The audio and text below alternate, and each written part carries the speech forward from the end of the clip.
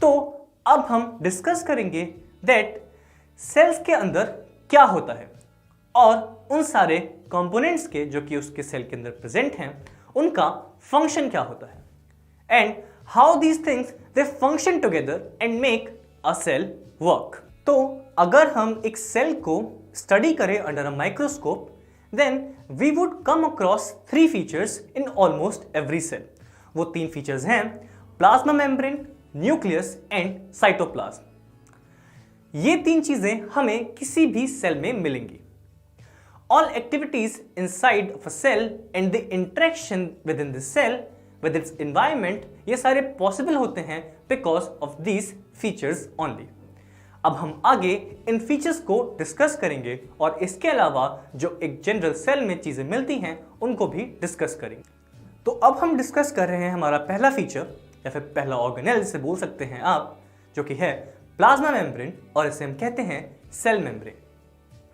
So this is the outermost covering of a cell that separates the contents of the cell from its external environment। आप cell membrane को कुछ इस तरह समझिए कि ये एक सेल के अराउंड वॉल सी है जो कि हमारे सेल को बाहर के एनवायरनमेंट से प्रोटेक्ट कर रही है और सेल के अंदर जो भी है उसे कंटेन कर रही है। The plasma membrane allows or permits the entry and exit of some materials in and out of the cell।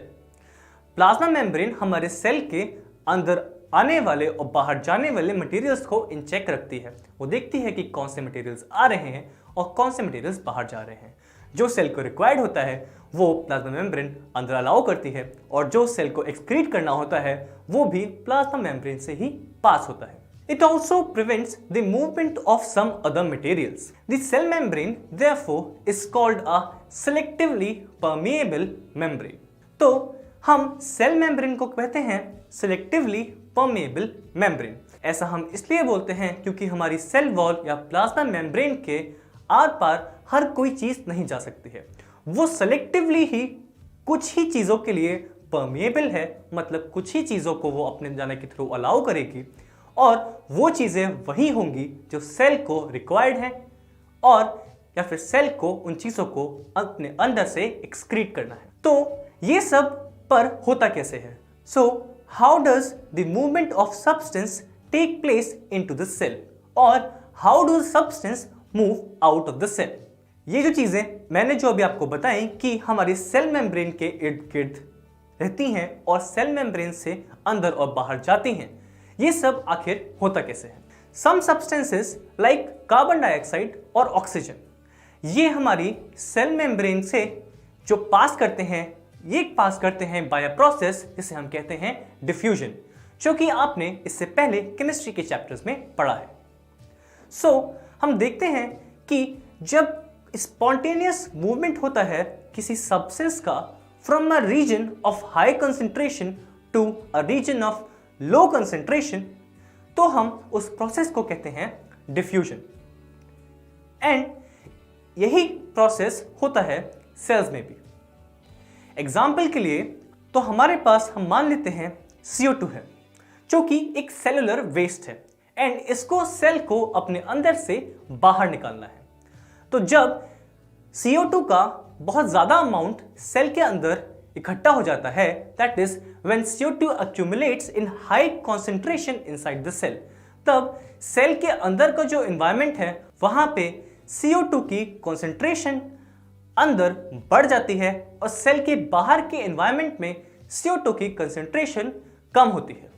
तो जैसे ही ये डिफरेंस ऑफ कंसेंट्रेशन डेवलप हो जाता है inside and outside of a cell, तब वो CO2 वो हमारी सेल के थ्रू मूव कर जाती है from a region of high concentration to a region of low concentration, मतलब सेल के अंदर से सेल के बाहर की तरफ मूव कर जाती है क्योंकि हमारे सेल ने CO2 प्रोड्यूस करी और अब वो अंदर ज़्यादा इकट्ठी हो गई, तो वो डिफ्यूजन के प्रोसेस के थ्रू वहां से बाहर चली जाती है बाहर के एनवायरनमेंट में जहां पे CO2 की कंसेंट्रेशन कम थी। इसी तरीके से ऑक्सीजन भी सेल के अंदर एंटर करती है by the process of diffusion only.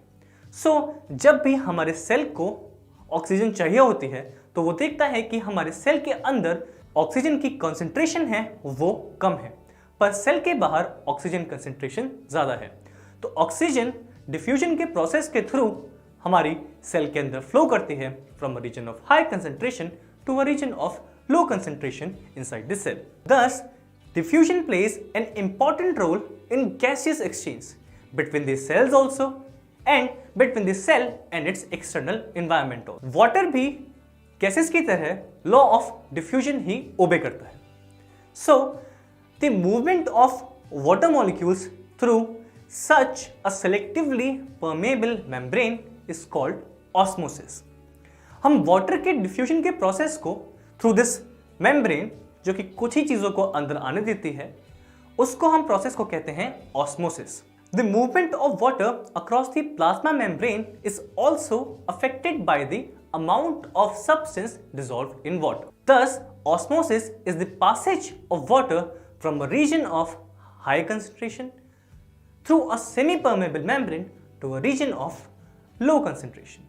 तो हमने अभी पढ़ा कि डिफ्यूजन के प्रोसेस में जहां पे हमारी gases region of high concentration से रीजन ऑफ लो कंसंट्रेशन में जा रही थी because of the difference in concentration, उस तरीके से हमारे सेल ने CO2 और O2 को एक्सचेंज करा।